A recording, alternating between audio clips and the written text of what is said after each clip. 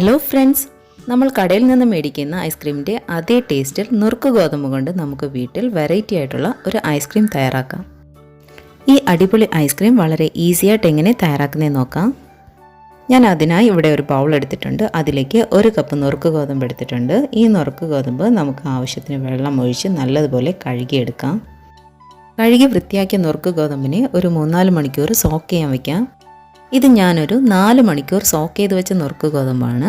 ഇതിനെ നമുക്ക് ഒരു മിക്സിയുടെ ജാറിലേക്ക് ഇട്ട് കൊടുക്കാം.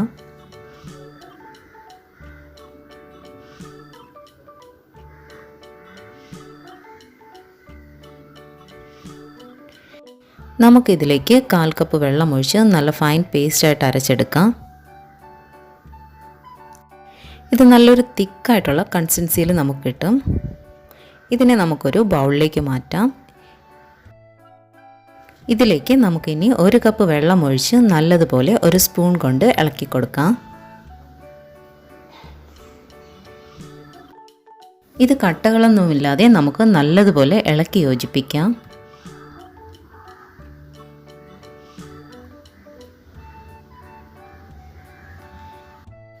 നമുക്കിതിനി ഒരു സ്റ്റെയിനറിലൂടെ അരിച്ചെടുക്കാം.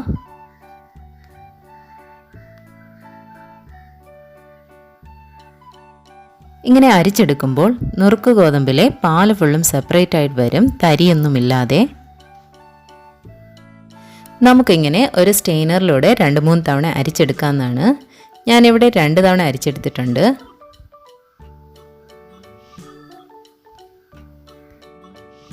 തരിയൊന്നുമില്ലാതെ അരിച്ചെടുത്ത നുറുക്ക് ഗോതമ്പിൻ്റെ പാലിനെ നമുക്കൊരു പാനിലേക്ക് ഒഴിച്ചു കൊടുക്കാം.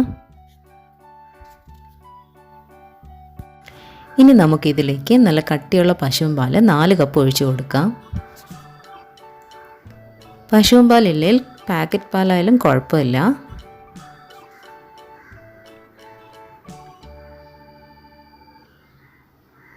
ഇനി നമുക്ക് ഇത് നല്ലതുപോലെ ഇളക്കി യോജിപ്പിക്കാം.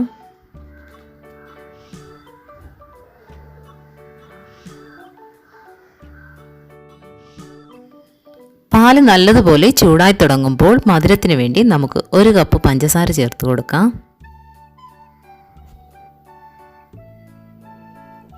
ഇത് നമുക്ക് നല്ലതുപോലെ ഇളക്കി യോജിപ്പിക്കാം. നമ്മളിത് കൈയെടുക്കാണ്ട് ഇളക്കിക്കൊണ്ടിരിക്കണം. നുറുക്ക് ഗോതമ്പിൻ്റെ പാലും നല്ല കട്ടിയുള്ളതിനാൽ വേഗം ഇത് കുറുകി കിട്ടും. നമ്മൾ ഒരുപാട് കുറുക്കി നല്ല തിക്കാവേണ്ട ആവശ്യമില്ല.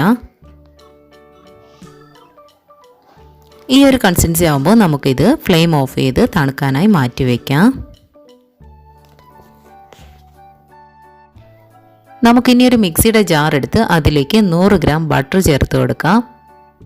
ഇതിലേക്ക് ഒരു 3 ടേബിൾ സ്പൂൺ പഞ്ചസാരയും കൂടെ ചേർത്ത് നമുക്ക് അടിച്ചെടുക്കണം. ഇത് ഫ്രിഡ്ജിൽ വെച്ച് സെറ്റാക്കി അടിച്ചെടുക്കണം, അല്ലെന്നുണ്ടെങ്കിൽ ഓയിൽ പോലെ ആയിപ്പോകും. ഇതൊരു 2-3 തവണ ഇങ്ങനെ അടിച്ച് നമുക്കൊരു സൈഡിലേക്ക് മാറ്റി വയ്ക്കാം. ഇനി നമ്മൾ തണുക്കാനായി മാറ്റി വെച്ച നുറുക്ക് ഗോതമ്പിൻ്റെ മിക്സറിനെ ഒരു മിക്സിയുടെ ജാറിലേക്ക് എടുക്കാം. ഇതിലേക്ക് ഫ്ലേവറിന് വേണ്ടി നമുക്ക് 1 ടീസ്പൂൺ വാനില എസൻസ് ചേർത്ത് കൊടുക്കാം. നമ്മൾ അടിച്ചു മാറ്റി വെച്ച ബട്ടറിൻ്റെ മിക്സ്ചർ കൂടെ ചേർത്ത് നമുക്കിത് നല്ല ഫൈനായിട്ട് അരച്ചെടുക്കാം.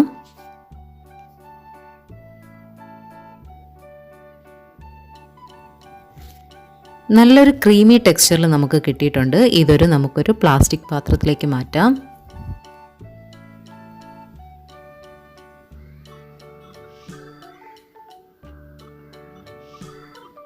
ഒരു പ്ലാസ്റ്റിക് റാപ്പ് കൊണ്ട് കവർ ചെയ്ത് ഇതിനെ അടച്ച് നമുക്ക് ഫ്രീസറിൽ ഒരു 4 മണിക്കൂർ വയ്ക്കാം.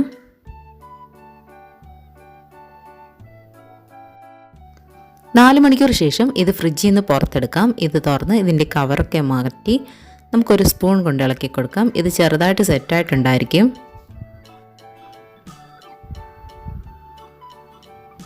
ഇതിനെ നമുക്കൊരു മിക്സിയുടെ ജാറിലേക്ക് ഒഴിച്ചു കൊടുക്കാം. എന്നിട്ട് ഇത് നല്ലതുപോലെ അടിച്ചെടുക്കാം.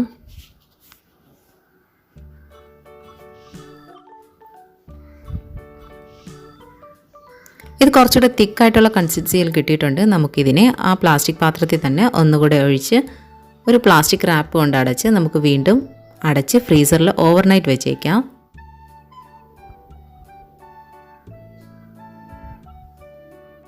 ഓവർനൈറ്റ് വെച്ച ഈ ഐസ്ക്രീമിനെ തുറന്ന് നമുക്കിതിൻ്റെ കവറൊക്കെ മാറ്റി നമുക്കൊരു സ്പൂൺ കൊണ്ട് ഇത് സ്കൂപ്പ് ചെയ്തെടുക്കാം.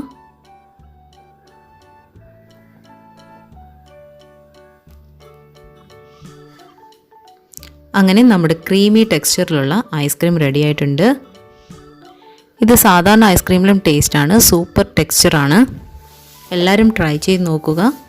ഇതിനെക്കുറിച്ചുള്ള അഭിപ്രായങ്ങൾ കമൻറ്റ് ബോക്സിലിടുക. നിങ്ങൾ സബ്സ്ക്രൈബ് ചെയ്യാണ്ട് എൻ്റെ ചാനൽ കാണുന്നെങ്കിൽ പ്ലീസ് ഒന്ന് സബ്സ്ക്രൈബ് ചെയ്യുക.